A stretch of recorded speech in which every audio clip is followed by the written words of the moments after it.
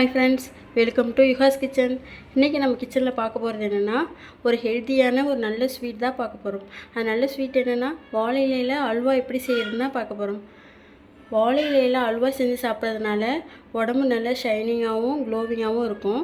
நீங்களும் ட்ரை பண்ணி சாப்பிடுங்க, கண்டிப்பாக நல்ல ரிசல்ட் கிடைக்கும். வாங்க எப்படி செய்யுதுன்னு பார்க்கலாம். அதுக்கு நம்ம ஃபஸ்ட்டு பாதி வாழை இலையை கட் பண்ணி எடுத்துக்கலாம்.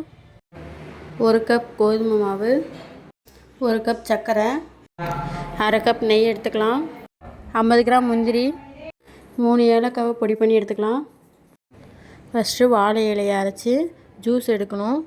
அதுக்கு நம்ம எல்லாத்தையும் குட்டி குட்டியாக அந்த மாதிரி கட் பண்ணி வச்சுக்கலாம்.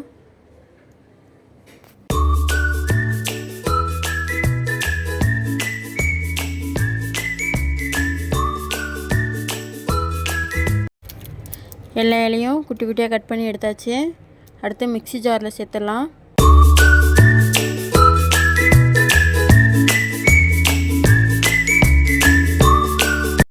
தண்ணி ஊற்றிக்கிட்டு இப்போ அரைச்சி எடுத்துக்கலாம்.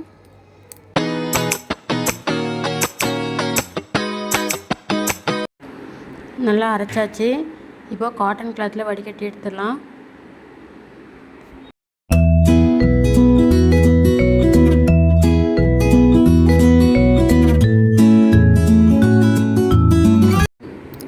நல்லா புழிஞ்சி ஜூஸ் எடுத்து வச்சாச்சு.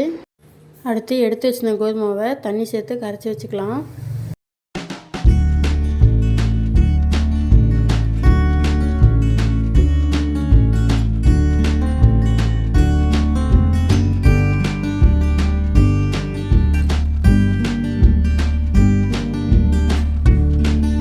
இப்போ நம்ம ஸ்டவ் ஆன் பண்ணிவிட்டு கடாய் போட்டுடலாம். ஃபஸ்ட்டு நெய்யில் முந்திரி பருப்பு வறுத்து வச்சுக்கலாம். அதுக்கு 2 ஸ்பூன் நெய் விட்டுக்கலாம். நெய் நல்லா காஞ்சப்புறம் எடுத்து வச்சிருந்த முந்திரி பருப்பை சேர்த்துடலாம். சேர்த்து நல்லா வறுத்து எடுத்துக்கலாம்.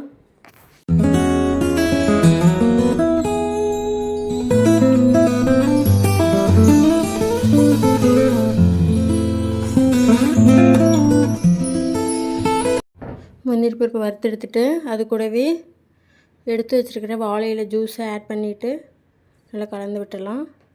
அது கூடவே கரைச்சி வச்சுருந்த கோதுமை மாவை ஆட் பண்ணிக்கலாம்.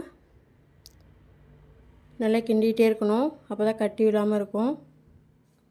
எல்லாத்தையும் நல்லா சேர்த்துடலாம். சேர்த்துட்டு நல்லா கிண்டி விட்டுடலாம். லோ ஃப்ளேமில் வச்சு நல்லா கிண்டி விடணும்.